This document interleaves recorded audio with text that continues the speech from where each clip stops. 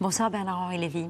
Bonsoir. Merci de votre présence ce soir au surlendemain de votre retour d'Ukraine où vous êtes resté à nouveau une semaine après avoir passé une semaine à Odessa il y a à peu près 3 semaines. Le temps de rencontrer à Kiev le maire de la ville mais aussi le président Zelensky. Vous vous êtes également rendu à Boutcha, cette ville martyre dont vous êtes rentré le cœur brisé et que vous comparez à Oradour-sur-Glane. Oui, parce que c'est la même mécanique, c'est la vengeance des lâches, c'est la vengeance des vaincus qui sont humiliés par une armée régulière, qui n'ont pas eu le moyen de la battre à la loyale et qui se vengent sur les femmes qu'on vient d'entendre, sur les enfants, sur les hommes aux mains ligotées. C'est vrai à Boutcha, c'est vrai à Borodianka, c'est vrai dans toute cette zone. J'ai passé ces quelques jours avec mon camarade Marc Roussel, qui est photographe et qui est réalisateur de films.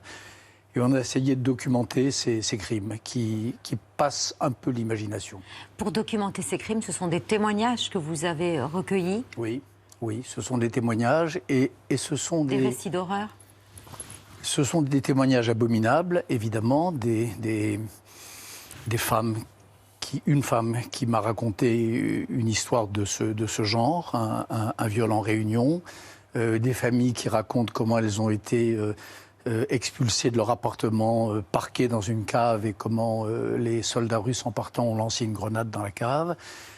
D'autres qui racontent à Andrivka comment jusqu'aux cadavres des civils ukrainiens étaient méthodiquement souillés par les soldats russes qui les piétinaient, Donc des récits bien sûr, et puis des images terribles parce que nous étions à Borodianka il y a 3 jours et donc on n'a pas fini de retrouver les corps, on n'a pas fini de fouiller les décombres. Et il y avait là un corps de sauveteur magnifique qui essayait de retrouver encore. Et nous avons vu une maman qui cherchait son petit garçon et qui l'a retrouvé... que les sauveteurs ont retrouvé mort, mutilé et en miettes, en morceaux. Vous avez aussi rencontré des enfants qui vivent terrés dans des sous-sols à Kiev, des enfants qu'il faut bien essayer de faire sourire tant bien que mal. Des enfants terrifiés, des enfants qui ne comprennent pas ce qui se passe. Et en effet, c'est vrai, ce que font les parents, ils font du Roberto Benigni, La vie est belle. C'est-à-dire que quand un enfant entend un obus, ils lui disent que c'est le tonnerre. Quand il risque une tête hors de la cave et qu'il voit un éclair, ils disent que c'est un feu d'artifice.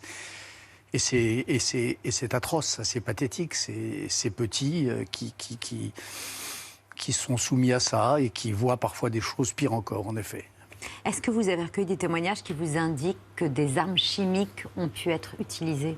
Non, je n'ai pas recueilli de témoignages. J'ai entendu beaucoup cela. J'ai entendu quelques fois cela. J'ai beaucoup entendu que les Russes, aujourd'hui, toujours la même idée, Oradour-sur-Glane, avant d'aller sur le dernier front au Donbass, on se venge sur les villes qu'on évacue. Mais beaucoup de témoignages disant qu'ils sont prêts à tout. Donc, y compris, en effet, y compris les armes chimiques, oui. Des exactions qualifiées de génocide par le président américain, un terme qu'Emmanuel Macron se refuse à utiliser, quitte à décevoir Volodymyr Zelensky. Whether a dictator declares war and commits genocide a half a world away. C'est sûr qu'on peut de plus en plus parler de génocide par rapport à ça. Je serais prudent avec les termes aujourd'hui parce que... Pourquoi ? Parce que ce sont des peuples frères. Un génocide, ça a un sens. Ви знаєте, я чесно не чув пана президента Французької Республіки. Ця заява, якщо вона правдива, я обов'язково. Le mot de génocide aujourd'hui doit être qualifié par des juristes, pas par des politiques. Si c'est un génocide, les États qui considèrent que c'est un génocide se doivent, par les conventions internationales, d'intervenir. Est-ce que c'est ce que les gens souhaitent? Je ne crois pas. Aujourd'hui encore, les États-Unis, par la voix de la numéro 3 de la diplomatie américaine, a répété que la Russie avait pour objectif de détruire l'Ukraine et sa population civile. Il n'empêche, vous pensez qu'il faut être prudent avec les mots ?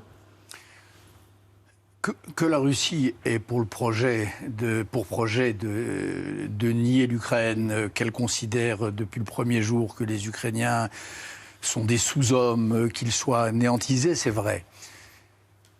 Qu'ils commettent des crimes de guerre dans des dimensions colossales, c'est vrai. Des crimes contre l'humanité, c'est évident. Moi, ce dont je peux témoigner, c'est ça. Ce que j'ai vu, c'est des crimes de guerre, c'est des crimes contre l'humanité. Ce n'est pas un plan systématique d'extermination de la population ukrainienne. Donc, on verra ce que les juristes, ce que les témoins, ce que les femmes et hommes qui sont sur le terrain en train de documenter dans le détail concluront. Mais pour l'heure, je crois, vous savez, des génocides, il faut faire très attention aux mots. Il y en a 3 reconnus par les historiens aujourd'hui, à coup sûr. C'est le Rwanda, la Shoah et les Arméniens. Peut-être au-delà, le Darfour, peut-être le Cambodge. Mais enfin, c'est en effet un mot. Je crois que là-dessus, le président Macron a raison, qu'il faut manier avec grande prudence. Après, je comprends que le président Zelensky, vous savez, menacé d'attentats, risquant la mort à tout instant, un Kiev désert, une population qui n'en peut plus. On peut imaginer cela, bien sûr, qu'ils le disent.